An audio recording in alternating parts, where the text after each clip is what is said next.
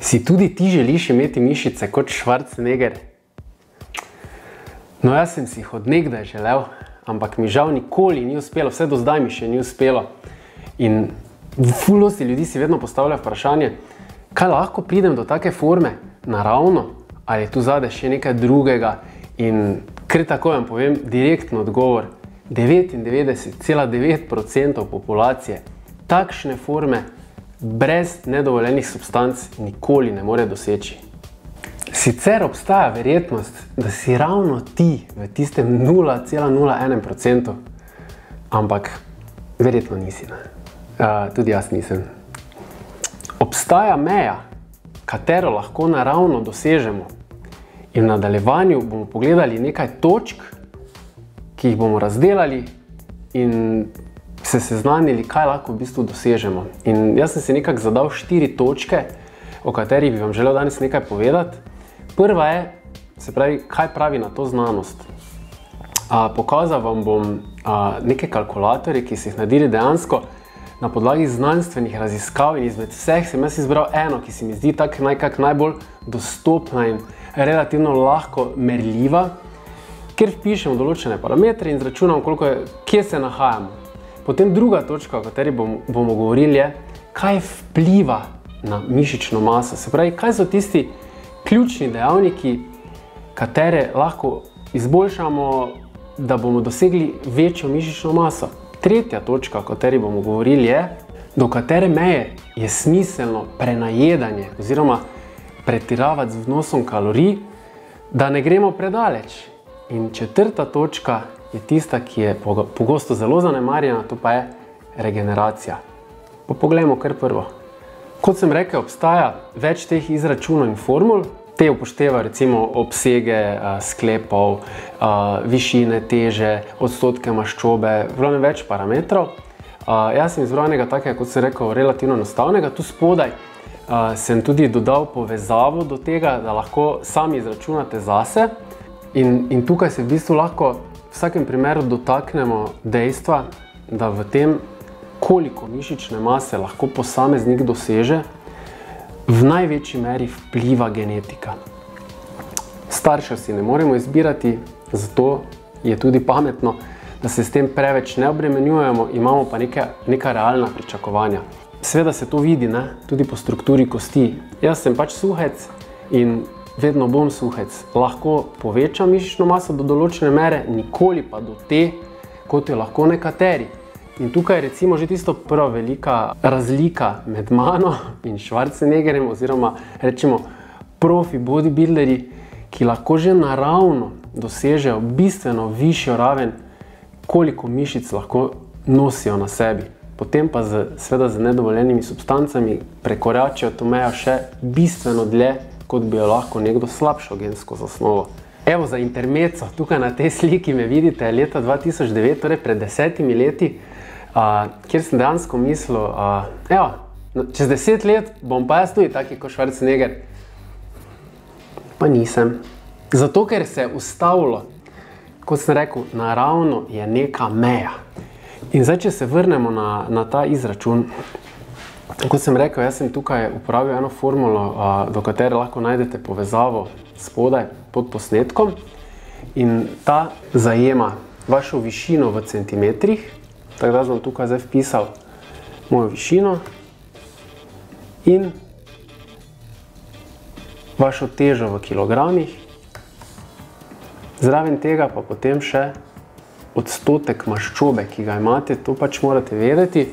Dejansko odstotek maščobe najboljše izračuna nekdo, ki vam lahko izmeri, recimo to delam s kaliperjem, s tem zelo natančnim kaliperjem tu zadaj, ki meri na desetinko milimetra natančno kožno gubo na 12 mestih in potem vidite vaš odstotek, so pa še tudi druge metode. Tako da, ko vse to skupaj vnesete noter, tako kot sem jaz zdaj tukaj, vam to izračuna potem en indeks, eno cifro in ta vam potem pove, kje se nahajate.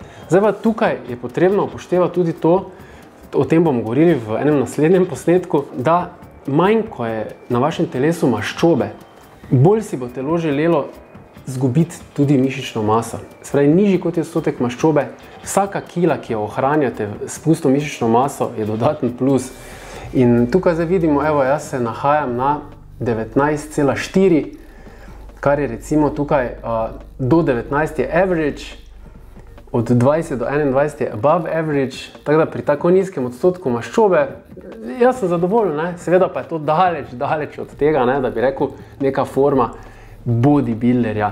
In tukaj bo tudi pokazalo, kje so tiste cifre, ko so že zelo sumljive, kjer bi lahko rekli, aha, nekdo reče, jaz sem to naravno naredil, pa boste vi vtipkali noter v kalkulator, ste rekli, ja, ne verjamem. Dejansko zelo točno pokaže, malo probajte. Seveda, jaz nimam nič proti temu, da nekdo kaj uporablja, jaz imam veliko strank, ki so naravni, taki, ki uporabljajo določene substance.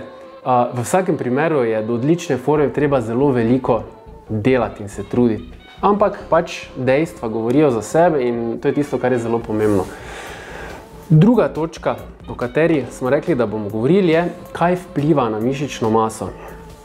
In tukaj bi želel izpostaviti 3 točke, ne? In tu so spet trening, prehrana in genetika, oziroma spet genetika, se pravi, koliko lahko, koliko ne.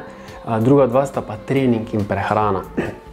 Se pravi, vkolikor vaš trening ni optimalen in vkolikor vaša prehrana ni optimalna, nikakor ne morete pričakovati, da boste dosegli vaš maksimalen genetski potencial. Po nekih raziskavah je bilo kar točno nekako potrjeno in dokazano, da tisti, ki imajo oziroma imate resnično v nulo porihtano prehrano in v nulo porihtan trening in seveda super genetiko, v nekje 4 do 5 letih treninga in 100% posvečanja vsem tem parametrom, nekje do 20 kg mišične mase bi naj lahko pridobili.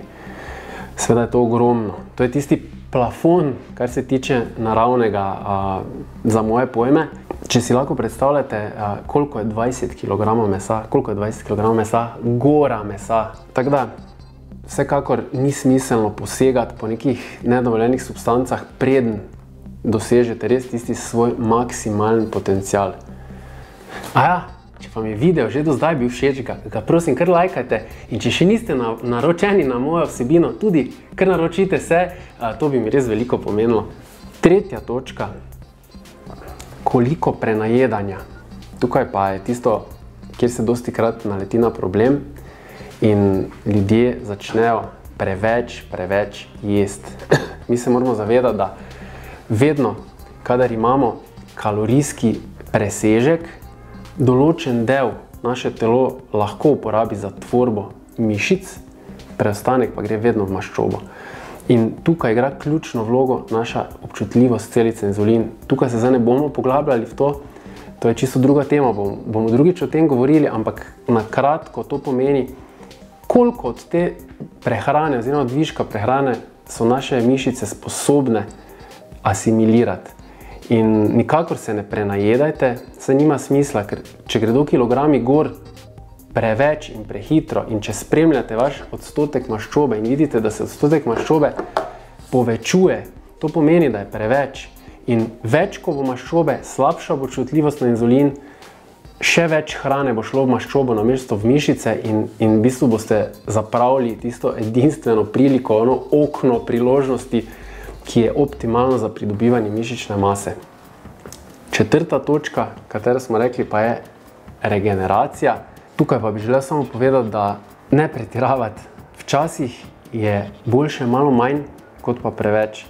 In vedno ne pomeni, da trenirati 2-3 ure vsak dan v tednu prinese boljše rezultate, kot če bi to zmanjšali. Zakaj? Zaradi tega, ker je naše telo v bistvu raste in se regenerira takrat, ko počiva. Mi moramo s treningom optimalno stimulirati naše telo oziroma naše mišice k rasti, ampak moramo pa tudi zagotoviti zadostno količino počitka in hrane, da lahko te mišice seveda zrastejo. No? In jaz upam, da sem v teh 4 točkah zajel te ključne parametre, ki v veliki meri vplivajo na količino mišične mase in koliko je lahko dosežemo naravno. Seveda, kot zaključek vsemu temu pa, vkolikor se pa uporabljajo pač nedovoljene substance, te meje dvignemo vedno preko naših genetskih potencialov in v vsakem primeru pač dosežemo več. To ni reklama za uporabo nedovoljenih substanc, ampak pač debata realna o teh stvarih, kje smo in kaj se dogaja. Seveda ne spregledajte zadnjega posnetka tukaj, kjer smo govorili o kalorijah. Zelo veliko bi mi pa pomenilo, če vam je bila vsebina všeč, da všečkate in še več, da se naročite tukaj na moj kanal in dodate zvonček, ki vas obvesti o novo nastalem videu, zato da ga nikakor ne zamudite. Hvala lepa, se vidimo naslednjič.